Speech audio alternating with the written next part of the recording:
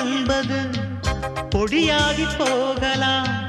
பொன்னாரமே நம் காதலு பூலோகம் தாண்டி வாழலாம். ஆகாயம் என்பது இல்லாமல் போகலாம்.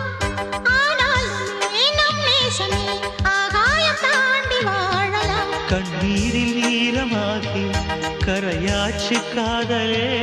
கரை மாற்றி நாமும் மெல்ல கரையேற வேண்டுமே.